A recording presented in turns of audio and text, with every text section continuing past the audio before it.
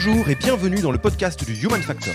Je m'appelle Alexis Eve et tous les mercredis, je vais à la rencontre des startups les plus véloces pour rentrer en détail dans les bonnes pratiques RH qui leur permettent de faire du facteur humain un levier de croissance plutôt qu'un risque. Pour nous, d'être un rôle modèle, une inspiration et d'être assez précurseur sur ce point. Le Human Factor, ce n'est pas qu'un buzzword. C'est aussi le nom de notre premier livre. Les clés de l'alignement entre associés, d'une organisation adaptée ou encore de la bonne relation à son travail. The Human Factor, c'est 100 pages de retour terrain des plus belles startups et de bonnes pratiques actionnables. Si vous voulez en savoir plus, allez tout simplement sur www.yaniro.co/book, B-O-O-K. On met le lien dans la description de l'épisode. Pour l'heure, je vous laisse avec l'invité d'aujourd'hui et vous souhaite une bonne écoute. Bonjour Caroline, comment vas-tu ? Bonjour Alexis. Je te remercie d'avoir accepté notre invitation sur le podcast du Human Factor de Yaniro. On enregistre à distance une nouvelle fois, c'est les conditions qui veulent ça, et on va voir que ça va peut-être avoir un lien avec ce dont on va parler aujourd'hui. Donc moi je suis toujours en Suisse, pour ceux qui ont suivi la saga du podcast Yaniro et de ce que je fais dans mon propre Work from Anywhere. Et toi Caroline, où est-ce que tu es à l'heure actuelle ? Moi c'est un petit peu moins glamour, je suis dans les Yvelines. Bon, en tout cas, ça marche dans le work from anywhere. Anywhere, ça veut bien dire n'importe où. Et avant de rentrer dans le détail de pourquoi est-ce qu'on utilise cette expression work from anywhere, on va peut-être dire quelques mots sur toi. Donc, tu es Chief People and Fulfillment Officer, donc CPFO de Payfit, donc en français qu'on pourrait traduire par DRH. Globalement, tu es en charge de la partie RH de l'entreprise. Et je vais te laisser probablement expliquer ce qu'est Payfit à ceux qui nous écoutent. Oui, merci Alexis. Payfit, c'est une entreprise qui a maintenant 5 ans, 500 salariés. On est en fait un fournisseur de solutions de paye et de RH pour les petites entreprises. Et l'objectif en fait de Payfit, c'est de faire en sorte que la paye et la RH soit quelque chose de suffisamment simple pour que quelqu'un qui n'est pas expert puisse de manière indépendante et autonome puisse gérer sa paye. Ça peut être un entrepreneur, pas forcément quelqu'un qui est administratif, qui peut le faire.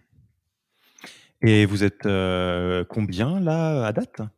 Donc on est un peu plus de 500 salariés. On est dans 4 pays aujourd'hui en Europe. Donc vous voyez, en 5 ans, ça va vite. Ouais, non, Payfit va assez vite, effectivement, je pense que on peut le dire. Et donc, tu as rejoint l'entreprise il y a à peu près un an, si je dis pas de bêtises. Et il y a une notion qui est assez importante et qui va avoir un rôle dans ce dont on va parler. Tu es Chief People and Fulfillment Officer. Fulfillment qu'on pourrait traduire comment, par accomplissement, peut-être. Est-ce que tu peux nous dire un petit peu quels sont ces pôles de responsabilité et comment tu les décrirais avec le vocabulaire Payfit ? Oui, alors en fait, on le traduit plus par, on va dire, épanouissement. On aime bien cette dénomination-là en français. Notre mission d'entreprise, au-delà de rendre la paye quelque chose de plus accessible, en tout cas à des non-experts, c'est d'être une source d'épanouissement au travail pour n'importe quel salarié. On a voulu faire un effet miroir et si on veut faire en sorte que des salariés soient plus épanouis grâce à notre produit et notre manière de fonctionner, c'était très important pour nous d'être un rôle modèle, une inspiration, et d'être assez précurseur sur ce point. L'épanouissement au travail, c'est quoi ? C'est à la fois beaucoup de choses. C'est notre capacité à donner du sens dans ce que fait un salarié, son travail, la vision de l'entreprise, mais aussi où est-ce qu'il peut, comment il va pouvoir grandir dans l'organisation, c'est quoi ses next steps, son développement, comment il va apprendre. C'est aussi les basiques, c'est-à-dire avoir des bonnes conditions de travail, avoir accès des services, des bénéfices qui permettront qu'on soit en bonne santé. Ça va également sur la manière dont on travaille ensemble, sur la collaboration, les liens de confiance, sur les valeurs. Donc c'est tout ce qui va faire en sorte qu'un salarié aujourd'hui se sente bien au quotidien dans son organisation de travail. Et alors, à la croisée de tous ces sujets qu'on vient d'aborder et du petit clin d'œil de nous-mêmes, l'enregistrement qu'on fait à distance, va se trouver l'idée de cet épisode, parce que l'idée de cet épisode, ça va être de nous pencher sur la question du remote, qui est un sujet qui est quand même grandement d'actualité, et beaucoup plus globalement et particulièrement sur l'organisation et la philosophie que vous avez lancée il n'y a pas très longtemps, qui s'appelle Work from Anywhere. On y va? C'est parti? On rentre directement dans le sujet? Parfait. Bah alors, première question, c'est quoi le work from anywhere? Comment est-ce qu'on définit ça? Avant même de parler de la genèse et de comment vous avez lancé ça, comment est-ce qu'on décrit cette philosophie et cette organisation? Oui, c'est important de le définir parce qu'en fait, si on traduit littéralement la dénomination Work from Anywhere, donc travailler où vous voulez, ça serait réducteur par rapport à ce qu'on a mis en place et ce qu'on souhaite continuer à mettre en place, parce que ça se met pas en quelques mois. Le Work from Anywhere, en fait, c'est une philosophie et c'est une organisation de travail.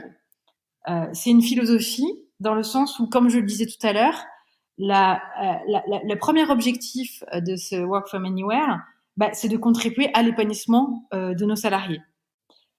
Ça veut dire aussi que ça repose sur une philosophie de travail basée sur la confiance, sur la responsabilisation individuelle et collective, au travers en fait d'un cadre commun qui s'appelle notre culture. Donc ça s'appelle le vivre ensemble et ça s'appelle nos valeurs. Enfin, c'est autour de nos valeurs. Donc ça, c'est pour l'aspect, on va dire, philosophique, l'approche. Et ensuite, ça vient toucher toute l'organisation du travail.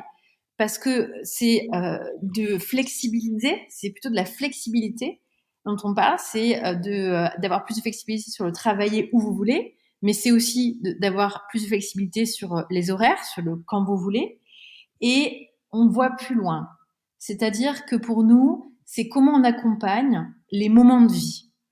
Euh, c'est à la fois sur le quotidien, mais aussi sur, par exemple, quand des salariés ont des enfants ou vont avoir des enfants, quand ils vont avoir un parent, par exemple, qui va pas bien, qui est en fin de vie.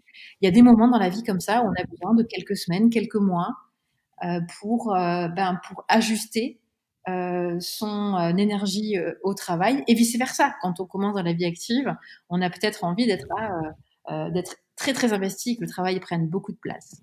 Et en fait, c'est tout pour nous, c'est tout l'intérêt de ce dispositif, c'est se dire l'épanouissement, il n'est pas pour qu'il soit un épanouissement au travail, c'est un épanouissement de l'individu et non pas uniquement du salarié. Et quand je dis individu, je dis derrière l'humain, la vie, et comment on fait en sorte d'accompagner le collaborateur dans ce qu'il vit au quotidien, comme ce qu'il va vivre plus tard, et qu'il puisse savoir qu'il aura des outils de flexibilité pour y répondre. Hmm. Et alors, j'aime beaucoup la manière dont tu le présentes, d'à quel point ça commence par une philosophie ancrée dans une des missions et de la culture de PayFit, hein, sur le fulfillment, sur le vivre ensemble, et comment très vite se pose la question de l'organisation. Et peut-être avant qu'on aille plus loin, alors moi je profite de ma casquette de naïf sur le sujet. Peut-être qu'est-ce que le cadre légal et l'organisation du travail permet et ne permet pas sur ces questions du travail en distanciel, de la liberté des horaires? Est-ce qu'il y a des choses que tu peux nous partager pour peut-être celles et ceux qui nous écoutent et qui se posent eux-mêmes la question de ce qui peut se faire et ce qui ne peut pas se faire? Bien sûr. Alors, on est toujours évidemment dans le respect d'un cadre légal, c'est-à-dire des contrats de travail, des horaires qui ont été définis, d'éventuelles donc chartes de télétravail, mais aussi des codes de conduite. Il y a tout un tas de dispositifs aujourd'hui en France qui encadrent, et heureusement, le travail. Donc ça, c'est effectivement une première chose, et c'est un aspect qu'il faut prendre en compte. Ça, c'est la base. Ce qui est intéressant, en fait, dans le travail qu'on est en train de mener concrètement, c'est-à-dire qu'on a des salariés qui vont passer 3 mois d'étranger, parce qu'on autorise d'aller à l'étranger. Et j'ai souvent la question, d'ailleurs, on me demande, mais du coup, comment ça se passe légalement Alors, euh, on n'a pas honnêtement réponse à tout, parce qu'on est un peu précurseur. Donc, parfois, comment dire, les dispositifs financiers, légaux, fiscaux sont pas toujours aussi souples qu'on le souhaiterait. Ça, c'est sûr. Ou parfois, c'est un petit peu ubuesque, ou parfois, on n'a pas de réponse. Donc, notre préoccupation aujourd'hui, c'est de dire, OK, donc quand un salarié va faire tel choix, notre rôle à nous, c'est de faire en sorte qu'il ait toutes les informations qui lui permettent d'avoir le moins de risques possible pour lui, hein, pour sa santé par exemple, pour la fiscalité, parce que ça c'est de son côté, mais aussi bien évidemment par rapport à Payfit. Notre rôle aussi dans l'équipe, en tout cas RH, c'est de faire en sorte que le cadre qu'on donne, qui est souple, permettre à Payfit d'être en totale cohérence avec le droit du travail par exemple. Donc, ce qui est important avant tout, c'est d'informer quand on sait, quand on ne sait pas. On est encore en train de travailler dessus, hein, c'est un travail de longue haleine. Mais oui, bien sûr qu'il y a un cadre légal, opérationnel qui est très important.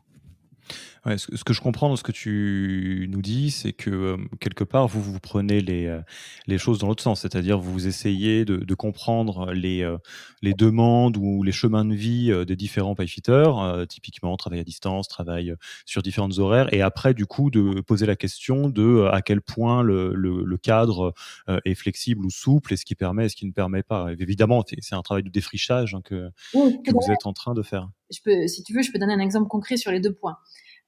Sur la partie des horaires, il y a certains salariés, et pas tous, hein, qui peuvent travailler en horaire un petit peu décalé. Il y a des gens qui, par exemple, aiment bien travailler le matin, parce c'est là où ils ont le plus de productivité, d'énergie. Il y en a qui préfèrent travailler un petit peu plus le soir. Donc, c'est aussi intéressant. C'est-à-dire que nous, on va aller regarder la partie épanouissement, donc la partie qui va concerner l'énergie du collaborateur. Euh, Par contre, le travail le dimanche ou le travail de nuit, ça, c'est pas possible parce que c'est pas aujourd'hui dans le cadre légal. Donc, ouais, donc ça, c'est par exemple une limite de ce dispositif Mmh. et qui est aussi fait pour la protection des salariés. On ne souhaite pas, c'est aussi un vrai parti pris d'entreprise, on ne souhaite pas que les salariés travaillent la nuit. Donc ça, c'est une première chose. Euh, Par rapport, par exemple, au lieu de travail et aux contraintes que ça génère, euh, on a des salariés qui veulent aller travailler, par exemple, au Portugal pendant 3 semaines. Ils ont le droit d'y aller à partir du moment où ils ont pris des dispositifs, c'est-à-dire, par exemple, on va leur conseiller évidemment de générer leur carte européenne de sécurité sociale, par exemple. S'ils partent dans un autre pays, il va falloir probablement que s'ils partent plus longtemps, qu'ils prennent une assurance ou qu'ils vérifient que notre assurance puisse les couvrir. Donc c'est ça, c'est avoir des automatismes de notre côté, du côté du manager et du côté du salarié pour faire en sorte que tout se passe bien. Oui, et effectivement, c'est en voyant les différents cas de figure que vous commencez à monter tous en compétence sur des précédents qui sont créés, qui vous rendent plus efficient, j'imagine, dans la gestion du cas de pays de l'Union européenne, pays d'une autre hors Union européenne, etc., quoi. Tout à fait. Et alors, la première question qui me vient quand même, hein, après tout ça, c'est comment est-ce que vous avez lancé le Work from Anywhere? D'où c'est venu? Parce que à l'écoute, on se dit que forcément, ça a un petit peu quelque chose à voir avec la période de confinement qu'on a vécue, mais peut-être que pas. C'était quelque chose qui était déjà dans les cartons, qui a été précipité. De manière très concrète, comment ça s'est passé? Alors oui, il y a un lien avec la situation de télétravail à 100% qui a été générée par les débuts de l'épidémie, hein, par le confinement. On est une entreprise qui est très entrepreneuriale, très agile. Et comme beaucoup de startups ou de scale-up, on essaye toujours de se poser des questions. C'est le principe de notre succès, c'est que on n'hésite pas à se remettre en question. Et en fait, on a essayé de faire cette crise une opportunité. Et qu'est-ce que ça veut dire? Ça veut dire que au départ, on avait par exemple du télétravail. Avant la crise, on avait à peu près, ouais, on avait institué 2 jours maximum, qui était assez, on va dire assez classique. Et en fait, ce qui est intéressant dans cette règle, c'était pas finalement une problématique de confiance envers les salariés. C'était pas pour ça en fait qu'on avait limité. C'est parce qu'on avait une croyance que si on donnait trop de flexibilité sur ce sujet, on avait peur qu'il y ait un délitement de la culture. On avait peur que le vivre ensemble explose, éclate, etc. Et donc on avait été assez classique dessus. Finalement, en vivant dans le confinement, on s'est rendu compte que ces peurs-là n'étaient pas forcément celles qu'on pensait avoir. que en fait, quand il y a une culture qui est solide et que les players se connaissent, travailler en digital, c'est pas un souci. Et, et enfin, ce qui a fait vraiment pencher la balance, c'est que on a constamment interrogé nos salariés pour savoir comment ça allait, parce que on avait quand même, et c'est pas parfait, hein, on avait en full remote, on avait des players qui étaient pas bien, qui étaient en situation de détresse psychologique, d'isolement, de mauvaises conditions de travail. C'était de non déconnexion entre le travail et le perso. Enfin, on avait des problématiques assez importantes, comme beaucoup de boîtes.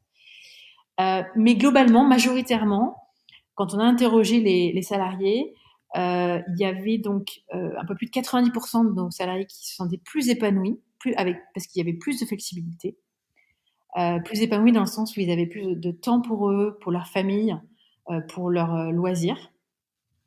Et à peu près pareil, 80% de nos salariés qui se considéraient comme plus productifs avec plus de flexibilité. Et étant nous-mêmes, comment dire, Payfit étant une société qui met l'épanouissement comme son projet numéro un au niveau des salariés, on ne pouvait pas passer à côté de ça. Alors, petite question vraiment de détail à ce point, mais j'imagine que ça pourra intéresser ceux qui nous écoutent. Qu'est-ce que vous avez comme pratique pour justement être très au courant des ressentis des payfitters? Vous avez un petit soft que vous utilisez ou des pratiques récurrentes? Comment ça se passe? Oui, on a des pratiques récurrentes tous les 3 mois.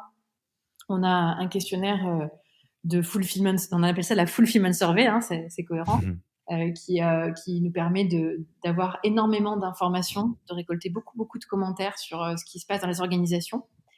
Et cette fréquence de tous les 3 mois nous permet vraiment d'ajuster de manière très régulière ce qui va pas, et quand il y a des situations d'urgence, de les détecter beaucoup plus rapidement. Ça, c'est une première chose. Et en parallèle de ça, on a un pulse check, donc qui est beaucoup plus court. En général, c'est une question, mais qu'on thématise, c'est-à-dire qu'en fonction de l'actualité, on va aller vérifier un point. Par exemple, évidemment, sur le mois de novembre, on est allé vérifier comment la situation de confinement se passait chez nos collaborateurs. En octobre, on est allé regarder comment le Work from Anywhere se passe pour vous, puisque ça fait 2-3 mois qu'on l'a mis en place. Est-ce que vous avez des retours d'expérience à nous partager? Donc, c'est utile pour vraiment nous aider à écouter déjà nos salariés et nous aider à orienter mieux aujourd'hui la manière dont on travaille pour nos collaborateurs. Et c'est des outils sur mesure ou bien vous passez par des boîtes qui existent que d'autres pourraient utiliser? Je ne sais pas si on peut le citer, mais effectivement, on travaille avec l'outil CultureAmp, qui est assez puissant et qui nous permet de réaliser ces études assez rapidement. Au contraire, hein, citons-les, si ça peut aider ceux qui nous écoutent. D'accord, donc là on est au stade où, si je reprends, vous posiez déjà la question et là vous êtes un peu face au mur et vous vous rendez compte que finalement on arrive à maintenir la culture à distance, et que la question du coup c'est pas est-ce qu'on le fait, est-ce qu'on le fait pas, mais c'est comment est-ce qu'on peut s'assurer de garantir au maximum la culture dans un travail à distance. Et là comment ça se passe à partir de là? Parce que entre le moment où on se dit ok, on peut ouvrir le work from anywhere parce qu'on va y croire, et le moment où on déclenche ça auprès d'une entreprise de plusieurs centaines de personnes, on le fait pas du mardi au mercredi, j'imagine. Il y a quand même pas mal de travail, à la fois avec les fondateurs, les différents pôles, les différents pays, parce que vous êtes sur différents pays. Très concrètement, en termes de conduite du changement, si j'ose dire, comment est-ce qu'on lance un projet comme celui-là? Oui, c'est une bonne question. Alors, effectivement, juste pour reprendre ce que tu disais, on n'était pas au pied du mur, hein. Ça a été un vrai choix d'entreprise Oui, tout à fait. Ouais. de le faire. Et c'est simplement qu'on a pris en compte, les retours de nos collaborateurs. Ça nous a confortés dans le choix de pouvoir y aller. Alors, comment on gère ce changement? Il y a un point qui est fondamental, c'est la conviction des fondateurs. C'est eux qui ont amené ce sujet, qui ont cru dans ce projet. Et c'est déjà plus facile quand il y a une conviction des fondateurs qui est claire, qui est là. Bien sûr, à ce stade-là, quand on a partagé cette conviction, tout n'était pas réglé, hein. Il y avait encore des débats, des lignes de la philosophie qui n'étaient pas posées. Mais on avait la conviction que amener plus de flexibilité de manière pérenne à nos collaborateurs au-delà de la crise conjoncturelle était ce qu'il fallait faire. Donc, on arrive avec une conviction des fondateurs. Ensuite, il y a énormément de travail préparatif avec l'exco, l'équipe de leadership, pour déjà, déjà au niveau des leaders, de se dire qu'est-ce qu'on veut faire, comment on va le faire, d'identifier les problématiques et de se mettre d'accord sur des éléments très importants de philosophie et de culture. Parce que, en fait, c'est très intéressant ce genre de projet parce que ça nous confronte à nos compréhensions individuelles de ce qu'on pense être la culture. Parce qu'en général, en dehors des valeurs, il y a très peu de choses qui sont définies et formalisées sur la culture. On va avoir de la culture, on va avoir des valeurs dans nos processus RH, on va avoir des valeurs dans la manière d'interagir, mais finalement, il y a du formel avec les valeurs, mais il y a aussi beaucoup d'informel. Et donc, dans ce type de projet, quand on a une approche aussi clivante sur la confiance, notamment dans les salariés, sur le fait que c'est de l'autodétermination des salariés, donc ce ne sont pas il n'y a pas de règles, il y a simplement des challenges, des questions qui sont posées, donc le rôle du manager est très différent. Ben, ça vient générer du débat. Et c'est ça d'ailleurs. Hein. Donc, il y a eu beaucoup de débats, notamment sur effectivement règle par règle. Est-ce qu'on en fait quelque chose d'universel où chacun fait à sa sauce? Est-ce qu'on est faire dans tel et tel dispositif? Est-ce qu'on laisse chacun faire un budget et puis ou est-ce qu'au contraire on encadre tout? Et c'était vraiment ces questions-là qui nous ont posé le plus de problématiques. Mais on est arrivé à s'aligner de manière très collaborative.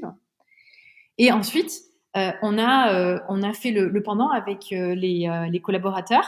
On a fait plus de 38 ateliers sur toute l'organisation. Il y a eu 200 participants pour aller entendre ce que les collaborateurs souhaitaient, s'assurer qu'on n'était pas à côté de la plaque, premièrement. Et puis deuxièmement, pour aussi remonter leurs angoisses, leurs questionnements, des angles morts qu'on n'aurait pas vus. Et ça nous a permis d'écrire un playbook, une 40aine de pages, qui est qui raconte l'histoire en fait de ce projet et qui vient poser des questions très concrètes, une sorte de FAQ, qui, au lieu d'être très conceptuel sur les principes clés, qui vient traduire les principes clés de ce projet-là. Quand je dis principes clés, on les appelait les golden rules, qui sont pas vraiment des règles en fait, c'est des principes, j'insiste sur le mot, mais qui sont liés à nos valeurs, qui sont liés à notre culture. Et donc, on a fait de ces principes clés une traduction dans des questions concrètes pour les collaborateurs qui vont en fait utiliser la flexibilité dans leur quotidien. Donc, si je reprends et tu me dis si je traduis mal ce que tu viens de dire ou si j'ai loupé une étape, ça démarre d'une conviction, en tout cas d'une intention des fondateurs, c'est-à-dire qu'ils sont convaincus que c'est quelque chose qui doit être exploré, puis un travail pour commencer d'exploration des différentes options au niveau de l'Exco, donc le comité exécutif chez vous, jusqu'à ce qu'il y ait quelque part une colonne vertébrale et notamment sur les enjeux de culture, parce que comme tu l'as dit, il y a les éléments implicites de la culture qu'on met pas forcément sur la table régulièrement. Et une fois cette première matière quelque part sur laquelle il y a un alignement entre les membres de l'Exco, il y a un travail de rendre ça entre les mains de toutes les personnes de l'organisation, donc avec tous ces workshops. Juste pour cette partie-là, est-ce que c'est plutôt une vraie remontée des intentions, des besoins des uns et des autres, ou est-ce que c'est presque présenter une première boîte à casser qui a été faite par le comité exécutif? Comment ça se passe? Oui, alors on n'a pas partagé dans les workshops, c'était fait exprès, on n'avait pas partagé cette ossature au stade de brouillon, parce que c'était encore un draft à ce moment-là, parce on voulait pas que les collaborateurs soient biaisés par entre guillemets par bien sûr. ce qui est proposé. Mais ce qui a été positif, c'est que ce qui a été remonté était très cohérent avec ce qu'on allait proposer. Et en fait, on est allé même plus loin que ce que les collaborateurs pensaient qu'on allait proposer. De dire vous allez vous autodéterminer et on met pas de règles et c'est à vous d'être responsable, c'est assez fort. Et les collaborateurs ne s'attendaient pas à ce qu'on aille aussi loin. Et alors juste du bout au bout, c'est-à-dire entre premier exco dans lequel vous vous dites bon, faut qu'on fasse quelque chose sur le Work for Anywhere. En tout cas, c'est le bon moment, on a envie, et le dernier moment où vous dépouillez quelque part les résultats du dernier workshop et où vous commencez à vous plancher sur le playbook. Il y a combien de semaines ou de mois dans les très grandes lignes et que l'on se rende compte? Oui, ben en fait, ça allait assez vite. On a commencé à en discuter à partir de mi-mai. On s'est aligné jusque début juillet avec les leaders. On a fait les workshops entre début juillet et troisième semaine de juillet. Et fin juillet, on a sorti le projet, et la communication et le playbook. Ah, ça va assez vite, Ça effectivement. va effectivement assez vite. Ouais, en 2 mois et demi. En 2 mois et demi, on a sorti le projet. Donc ça, c'est effectivement, c'est un très très bon process de conduite du changement, d'impliquer toutes les parties prenantes. Est-ce qu'il y a des parties prenantes clés que là on a en angle mort, mais qui ont été particulièrement intégrées à différents moments? Je pense aux actionnaires, aux partenaires sociaux, à d'autres personnes qu'on n'aurait pas envisagées. Alors effectivement, derrière, quand je dis le on, c'est toutes les équipes, évidemment, de toutes les HR managers, le CSE, les équipes aussi juridiques et finances. Donc, il y a évidemment énormément de collaborateurs qui ont contribué à nous aider. Et on a tellement voulu ensuite que ce projet, et ça je le rajouterai dans la conduite du changement, soit un succès, qu'on a aussi on a créé un poste qui s'appelle Work from Anywhere Manager. Ah oui, tout à fait. Et donc, on Bah a une oui. personne dans notre équipe qui venait initialement de l'équipe People, qui a beaucoup travaillé sur ce projet, qui est venue et qui a continué tout ce travail. Parce que c'est pas parce qu'on communique, on a un playbook fin juillet que ça y est, c'est fait. Hein. Il y a énormément de travail d'accompagnement, de communication. Et ensuite, la deuxième phase, ça a été d'aller creuser dans le détail. Il y avait en fait une paralysation entre ce qu'on disait tout à l'heure, c'est-à-dire on teste et on learn, on répond aux questions, on voit un petit peu comment ça se passe. Et en parallèle, c'était d'aller vraiment dans le détail des problématiques légales, fiscales, RH, mais aussi de culturelles qu'on allait rencontrer ou qu'on pensait pouvoir rencontrer. Mmh. Et donc là, effectivement, ça nous permet de faire une bonne transition. Ce que je comprends, c'est qu'à ce stade-là, le playbook, c'est quelque part l'accomplissement de s'assurer que c'est un travail qui a été réalisé avec toutes les bonnes parties prenantes. Et après, il faut le déclencher dans la vie réelle et surtout le faire tenir dans le temps et l'améliorer dans le temps. Donc ça, c'est le job de votre Work from Anywhere manager. Qu'est-ce que tu peux nous dire, peut-être comme soit anecdote ou les do's and don'ts du lancement d'une politique et d'une organisation comme celle-là, parce que vous jouez effectivement le rôle de pionnier, de défricheur. Donc, qu'est-ce que vous pouvez apprendre à ceux qui veulent le lancer? Bah, dans les choses à vraiment faire, je pense que la manière justement dont on a impliqué les collaborateurs et surtout les managers, si c'était à refaire, je le ferais de la même manière. De faire aussi un playbook, ça a beaucoup aidé. Je dirais dans ce qu'il faut jamais oublier, et c'est toujours un challenge, c'est que quand on fait un tel changement qui est assez dense en termes aussi d'information, qui est à la fois on va dire très philosophique et très opérationnel, c'est beaucoup répéter, pas avoir peur de répéter, pas avoir peur de continuer à accompagner, parce que finalement, un des challenges, c'est comment les collaborateurs, eux, ont compris ce qu'on était en train de faire.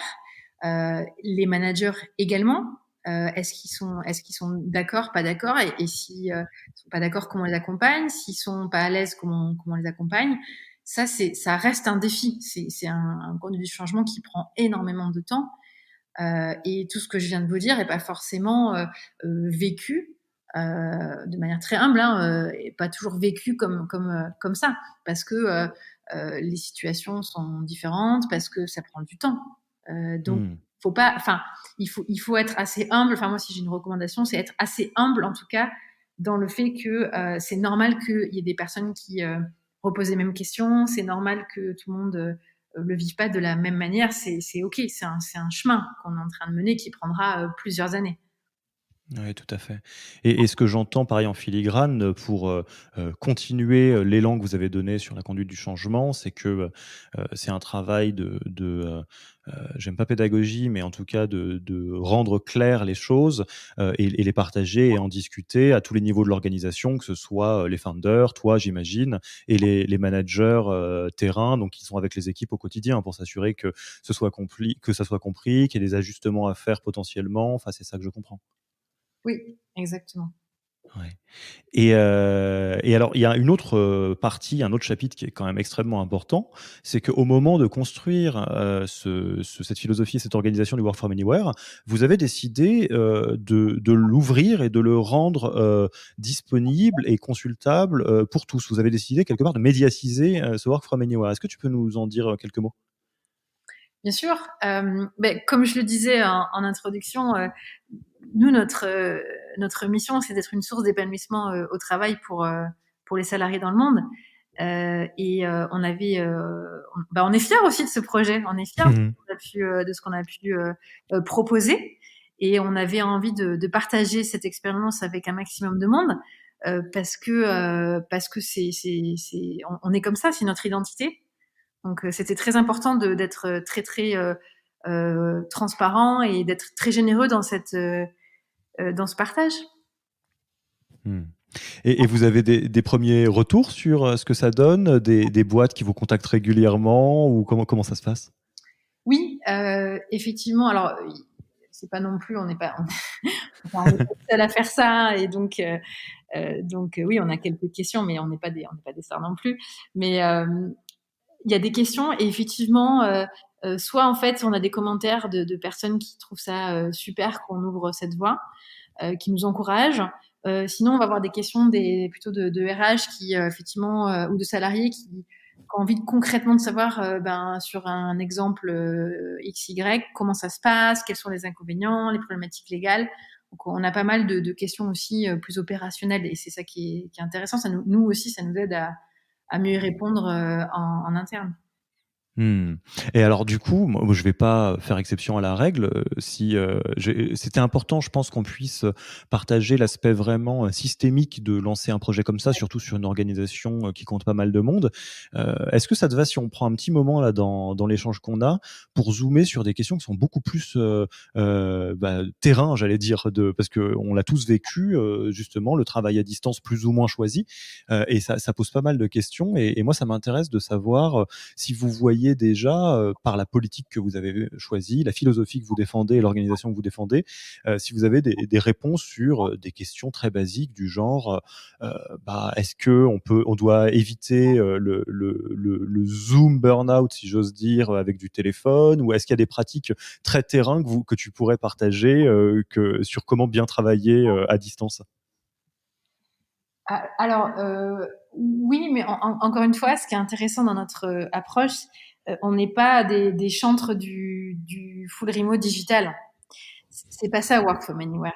Work from Mmh. Anywhere, c'est en fait qu'est-ce qui va le mieux correspondre à votre façon de travailler et à votre épanouissement personnel. Je m'explique. Là, effectivement, il y a le contexte du confinement qui est très particulier, mais pour moi et pour notre équipe, c'est quelque chose sur lequel on répond conjoncturellement. D'accord? Donc, on met en place des garde-fous, des rituels, des accompagnements. On a laissé ouvert, par exemple, dans ce deuxième confinement, notre bureau, notamment en France, pour justement les gens qui étaient très, très isolés, qui avaient des très mauvaises conditions de travail. Donc ça, c'est des choses qu'on a mis en place. Mais c'est pas le work from anywhere. Ça, c'est le contexte de l'épidémie. Dans le contexte de Work from Anywhere, encore une fois, comme c'est de l'autodétermination et que c'est fait avec beaucoup de bon sens selon les métiers, les départements et les capacités d'autonomie des uns et des autres, euh, en fait, une majorité de nos collaborateurs plébiscitent un système hybride, c'est-à-dire qu'ils, en général, ce qu'on a pu observer, ils viennent à peu près entre 1 et 3 jours par semaine sur le site, parce qu'il y a un besoin de vivre ensemble qui sera heureusement toujours là. On n'est pas du tout dans une culture chez nous du full remote. Mmh. D'ailleurs, on a des garde-fous où on demande à nos collaborateurs, on les encourage à venir au moins une fois tous les 3 mois s'ils sont loin ou s'ils sont partis quelque part, pour retrouver des liens. Donc déjà, c'est pas, on n'est pas sur normalement du burn-out Zoom, puisque on n'encourage pas des players qui seraient pas heureux avec du 100% digital. Au contraire, ils sont plus qu'encouragés à venir soit donc au bureau, mais ça peut être aussi sur d'autres espaces de travail. En petit comité, il y en a des gens qui partent en province, par exemple à Lyon ou à Bordeaux. Ben voilà, ils vont pouvoir se retrouver. On n'est pas encore sur des espaces de coworking, mais c'est des choses qu'on pourrait étudier dans le temps si jamais on avait des groupes plus importants. Donc ça, c'est une première chose. Et après, pour répondre à ta question aussi sur comment on fait pour éviter peut-être de la lassitude, c'est vrai qu'on n'a pas souhaité surcharger, par exemple, nos collaborateurs avec des rituels digitaux. Parce que un des retours d'expérience qu'on a eu du premier confinement, c'est de dire bon ben c'est cool de faire des jeux, etc. Mais Zoom, on passe notre vie toute la journée dessus. Si on doit faire encore des choses dessus qui sont, c'est chouette, mais c'est quand même usant. Donc vraiment nos rituels aujourd'hui, ceux qu'on est en train de développer, on essaye vraiment de faire si on choisit de faire des rituels digitaux qui soient assez courts, assez cadrés, et on va plutôt trouver des formats de fun plutôt physiques. Bon, il n'y a rien de très très nouveau, mais c'est en fait pour nous une bonne expérience pour réfléchir de manière quasi stratégique sur quel rituel on veut mettre en place pour promouvoir la culture, pour continuer à promouvoir notre culture. Dans un contexte où, finalement, les salariés vont être dans un système très hybride. C'est-à-dire que un manager, par exemple, qui a 5 players, s'il va en avoir peut-être 3 qui vont venir régulièrement, c'est-à-dire toutes les semaines au bureau, il y en a un qui va être à Bordeaux et un qui va être à Brest, par exemple. Je fais très dans l'Ouest. Il est obligé de s'adapter. Donc, qu'est-ce qu'il va faire, par exemple il va se dire bon bah je vais faire un random coffee, un café hebdo avec l'équipe en digital, sachant que ceux qui sont au bureau, on se met en mode digital, c'est-à-dire que chacun est devant son écran. Il n'y a pas une salle où ils sont 3 et on n'entend rien et les 2 autres sont sur l'ordinateur, et c'est pas une expérience agréable pour le collaborateur derrière. On veut vraiment qu'il n'y ait pas de discrimination par rapport à celui qui est en remote. Donc ça, c'est un exemple qu'on a réfléchi. Et après, il va dire aux collaborateurs qui sont à Brest et à Bordeaux, je vous propose que tous les mois, vous veniez 2 jours dans la semaine. Et ces 2 jours-là, on va faire des brainstorms, des lunchs, des activités de team building. On va vraiment passer du temps ensemble très quali, qui correspond parfaitement à du vivre ensemble physique. Et en fait, en t'écoutant, je me rends compte que effectivement ma question reflétait pas exactement la question que je me posais, mais je m'autorise à te reposer la question peut-être un peu plus. C'est plus macro, hein, la question que j'ai. En fait, ça c'est quelque chose qui dépasse le cadre de l'organisation du travail. C'est quelque chose qui est assez humain. On a tous une certaine ambivalence avec la liberté et l'absence de contraintes, au sens où c'est effectivement un bonheur extraordinaire de pouvoir travailler from anywhere et avoir plus de flexibilité dans son travail, plus d'agilité. Pour autant, on le voit assez vite, c'est valable dans le travail comme ailleurs, quand il n'y a aucune règle, je caricature à l'extrême évidemment, c'est très vite très angoissant. Il y a des inégalités qui vont se reposer, il y a des choses qu'on ne sait pas faire, et se pose la question en fait de quel est le juste cadre, et je parle bien de cadre plutôt que de règles ou de process, que propose une organisation comme PayFit pour quelque part arriver à apporter quelques réponses à des questions que tout le monde se pose, typiquement sur comment on gère l'hybride, comment on gère le remote dans certains cas de figure, et quelle est la place où on laisse une liberté totale à l'autodétermination et à la capacité à trouver des réponses à des problèmes à tous les payfitters, à tous les players. Et donc, de manière peut-être plus concrète, la question que je me pose, alors je me doute que vous n'avez pas des réponses absolues, hein, mais c'est plus une philosophie ou une conviction que vous avez sur le sujet. où est à votre avis le curseur entre il faut ouvrir grand les portes pour que tout le monde puisse explorer et après on va tous apprendre ensemble comment faire ça. Quelle est la place de en fait non, on va quand même poser quelques pointillés pour aider les personnes à s'y retrouver et qu'ils soient pas submergés par une liberté qui finalement apporte plus de problématiques qu'autre chose, ou est-ce qu'il y a quelque part un entre-deux en disant les managers par exemple jouent un rôle fondamental là-dedans parce qu'ils s'occupent de leurs équipes. Tu parlais de cet exemple de personne qui a 5 players dans son équipe. Enfin, même si c'est pas des réponses entre guillemets absolues, je veux bien vos convictions, les convictions que vous portez là-dessus. Oui, alors non, effectivement, c'est pas une liberté absolue. Effectivement, ça c'est angoissant. On a un cadre moral qui est important, qui sont nos golden rules, qui sont basés sur nos valeurs. Et ça a été effectivement tout le travail de notre playbook. Donc, nos collaborateurs ont des repères extrêmement concrets qui sont à travers des questions qu'ils doivent se poser, des exemples. On a donné énormément d'exemples. Et puis, on a effectivement accompagné les managers pour qu'ils puissent orienter les collaborateurs qui seraient effectivement angoissés par rapport à ce sujet.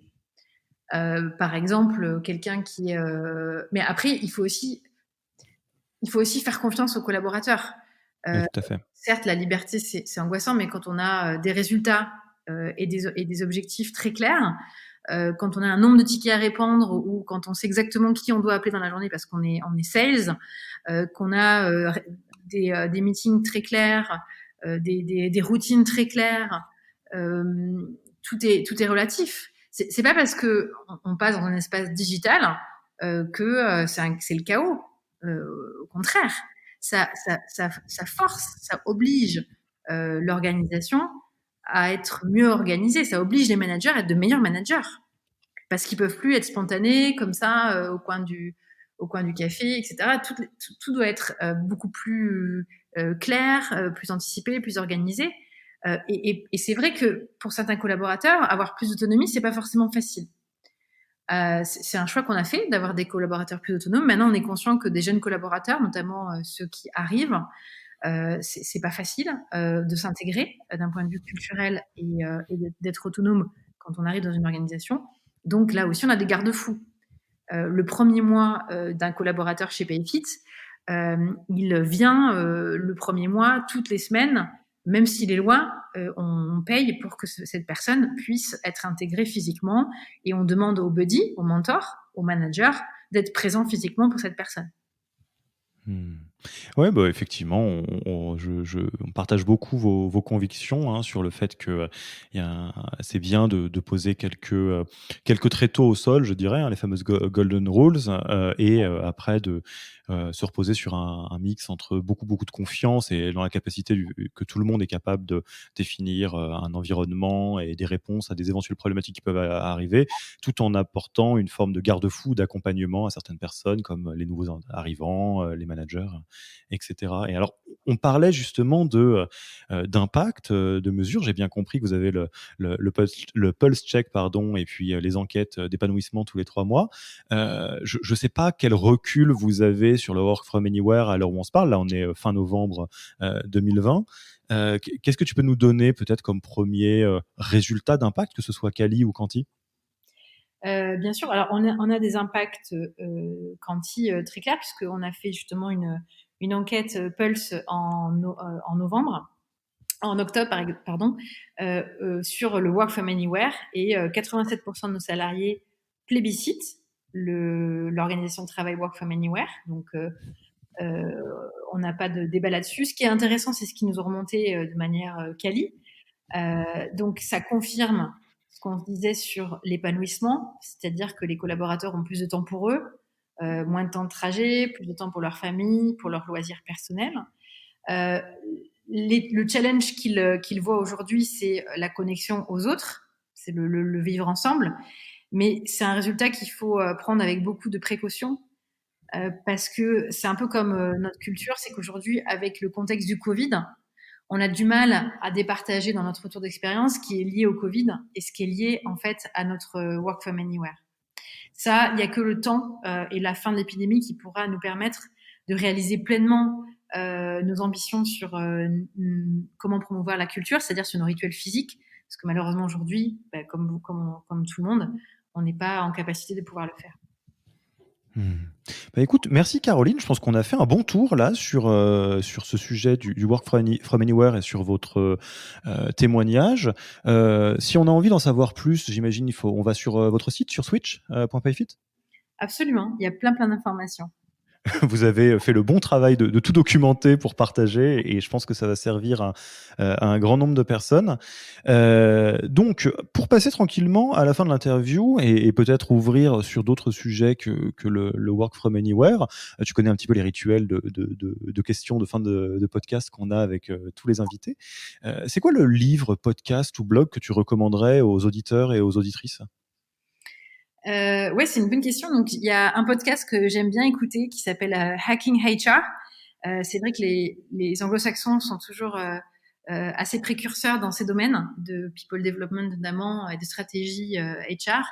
Et je trouve toujours intéressant d'écouter ce podcast. Et puis après, dans les livres, je pense que c'est un grand classique, mais le Radical Candor est un livre que j'aime beaucoup.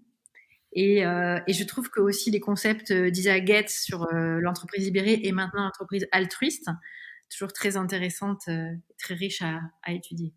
Je rajouterais pour compléter un peu la biographie, la bibliographie pardon, des grands classiques, le First Break All the Rules qui est un peu cher à Firmin, CEO de PayFit, qui est un excellent bouquin sur le management. Ça m'y fait penser là quand tu parles de ces petits, ces super ouvrages. Tu sais un peu que ce podcast porte en lui une vraie philosophie du partage entre pairs, entre représentants et représentantes RH, et qu'on aime bien pour trouver des nouvelles personnes inspirantes, pour créer des nouveaux épisodes, tout simplement demander à ceux qu'on trouve inspirants qui est-ce que eux trouvent inspirant. Donc tu ne vas pas échapper à la règle. C'est qui le ou la RH de start-up qui t'impressionne le plus, et finalement à qui est-ce que tu aimerais passer le micro pour un prochain épisode du podcast de Yann Hiro du Human Factor? Oui, alors je vais être un petit peu gourmande, je m'en excuse. J'arrive pas à départager, ils sont tous super. On en a rapidement parlé, mais je crois que tu as déjà invité Virgile et Pauline sur deux sujets qu'ils ont à cœur, donc je vais pas parler d'eux. On les salue, cela dit. On les salue, voilà. Non, sinon je pense à justement, parce qu'on partage beaucoup ensemble et ils sont très chouettes et ils ont des choses passionnantes à dire. Il y a Christophe de Mano Mano, Sandrine de Harcole et Célia de Content Square. Qui sont des personnes incroyables et qui ont énormément de choses à dire sur ce type de sujet. Donc, n'hésite pas à les contacter.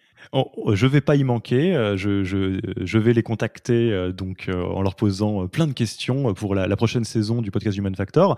Si je devais être un tout petit peu taquin avec toi, c'est quoi le ou les questions que tu as envie que je leur pose? Là où les questions que tu as envie que je leur pose à ces gens-là? Peut-être Christophe, ça serait sur ils ont Mano Mano, tu le sais, hein, ils ont une croissance extraordinaire. Donc comment ils voient la prochaine étape de scale, parce que je pense que c'est une étape que on regarde tous avec beaucoup d'intérêt.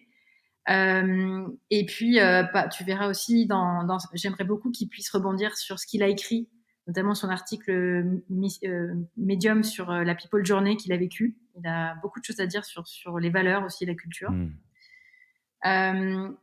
Sandrine, en fait, ce qui est intéressant, c'est qu'elle arrive d'environnements plus conventionnels, dans une entreprise très tech. Elle a beaucoup de recul et je trouve intéressant d'avoir son approche sur ce type de différence.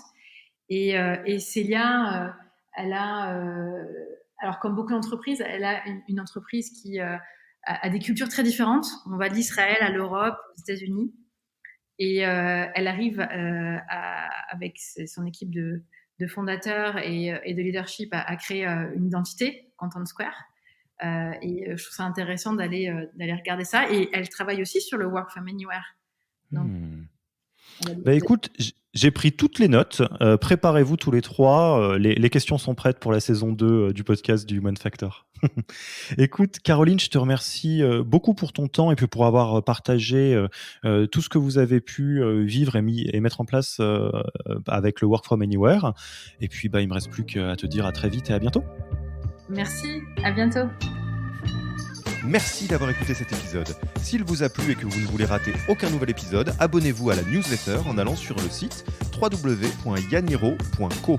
Et à mercredi prochain pour le